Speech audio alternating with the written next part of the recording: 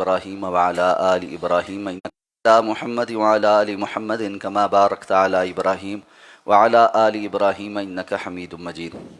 عن أبي هريرة رضي الله عنه أن رسول الله صلى الله عليه وسلم قال: خرج سليمان يستسقي فرأى نملة مستلقية على ظهرها رافعة قوائمها إلى السماء تقول: اللهم إنا خلق من خلقك ليس بنا غنى عن سقياك، فقال: ارجعوا فقد سقيتم بدعوة غيركم. رواه احمد وصححہ الحاکم۔ حضرت ابو ہریرہ رضی اللہ تعالیٰ عنہ روایت فرماتے ہیں کہ جناب نبی کریم صلی اللہ علیہ وسلم نے ارشاد فرمایا کہ ایک مرتبہ حضرت سلیمان علیہ السلام بارش کی دعا مانگنے کھلے میدان کی طرف باہر نکلے تو ایک چونٹی کو دیکھا جو پیٹھ کے بل چت لیٹے اپنے پیروں کو آسمان کی طرف اٹھائے یوں دعا مانگ رہی تھی کہ اے اللہ، ہم چونٹیاں بھی آپ کی مخلوق میں سے ایک کمزور مخلوق ہیں، ہمیں بھی آپ کی بارش کے بغیر چارہ نہیں ہے، بس ہم پر بارش نازل فرمائیں۔ اس پر حضرت سلیمان علیہ السلام نے فرمایا کہ واپس لوٹ چلو کہ تمہیں اپنے علاوہ ایک مخلوق کی دعا سے بارش سے بہرور کر دیا گیا ہے۔ اس حدیث کو امام احمد نے اور امام حاکم نے نقل کیا اور امام حاکم نے اس کو صحیح کہا۔ بارش سے متعلق اور استسقاء سے دعا بارش کی مانگنے سے متعلق احادیث مبارکہ ذکر ہو رہی ہیں۔ اس حدیث کو بیان کر کے سب سے پہلا مسئلہ جو ثابت کیا گیا ہے وہ یہ کہ سابقہ امتوں میں بھی نماز استسقاء پڑھنے کا حکم موجود تھا، جیسا کہ حدیث میں ہے کہ حضرت سلیمان علیہ السلام اپنے ساتھیوں کو لے کر باہر نکلے تاکہ بارش کے لیے دعا کریں۔ تو نماز استسقاء یا بارش کے لیے دعا کرنا یہ ہر دور میں سابقہ امتوں میں بھی اور رسول اللہ صلی اللہ علیہ وسلم کی امت میں بھی مشترکہ عمل ہے، اور اللہ تعالیٰ نے اس کو امت محمدیہ صلی اللہ علیہ وسلم کی شریعت میں بھی برقرار رکھا۔ دوسرا، اللہ رب العزت نے حضرت سلیمان علیہ السلام کو جو بادشاہت عطا فرمائی تھی ویسی بادشاہت اب قیامت تک کسی اور کو نہیں دی جائے گی۔ ان میں سے ایک خاصیت یہ بھی تھی کہ چرند پرند اور حیوانات ان پر بھی ان کو بادشاہت عطا فرمائی گئی اور ان کی بولیاں بھی سکھائی گئیں، جس طرح حضرت سلیمان کے یہ قول وَعُلِّمْنَا مَنْطِقَ الطَّيْرِ، ہم پرندوں کی بولیاں بھی سکھائے گئے۔ تو حضرت سلیمان علیہ السلام کو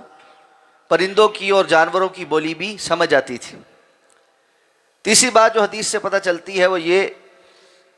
کہ چونٹی یہ بڑی سمجھدار مخلوق ہے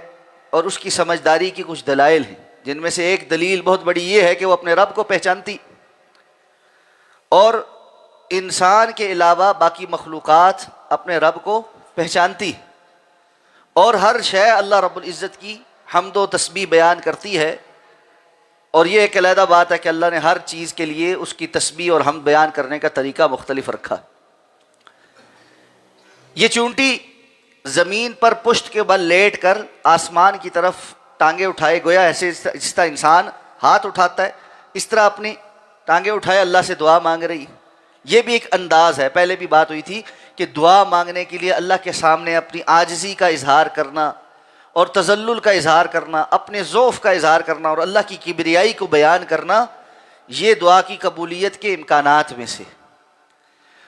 حدیث میں آتا ہے اس نے آسمان کی جانب اپنے جو ہے وہ پاؤں اٹھائے ہوئے، اسی طرح بندہ بھی جب دعا مانگتا ہے تو ہاتھ جو ہے وہ آسمان کی طرف اٹھاتا ہے۔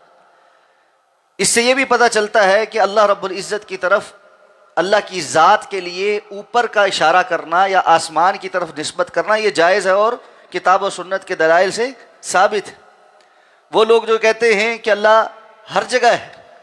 ذات کے اعتبار سے ہر جگہ ہے، کتاب و سنت کے دلائل اس سے منافی۔ الرحمن علی العرش استوى، رحمان عرش پر مستوی ہے۔ اللہ تعالیٰ اپنی ذات کے اعتبار سے اپنی شان کے مطابق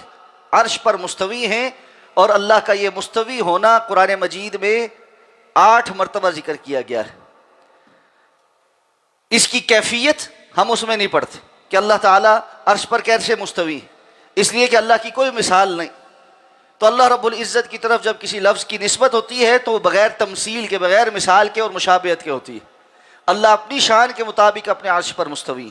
ہاں، اللہ تعالیٰ اپنے علم اور قدرت کی وجہ سے ہر کسی کی شہرت سے بھی زیادہ قریب۔ اللہ رب العزت اپنے علم اور قدرت کی وجہ سے دنیا میں ہر جگہ موجود، کہ کوئی چیز، کوئی جگہ اللہ رب العزت کے علم اور قدرت سے باہر نہیں۔ جہاں اللہ رب العزت چاہتے ہیں اپنا فیصلہ نافذ کر دیتے ہیں۔ دنیا میں کسی جگہ کوئی بندہ کوئی سرگوشی بھی کرتا ہے، وَهُوَ مَعَكُمْ أَيْنَمَا كُنْتُمْ، وہ تمہارے ساتھ ہے جہاں کہیں بھی تم ہوتے ہو۔ اس لیے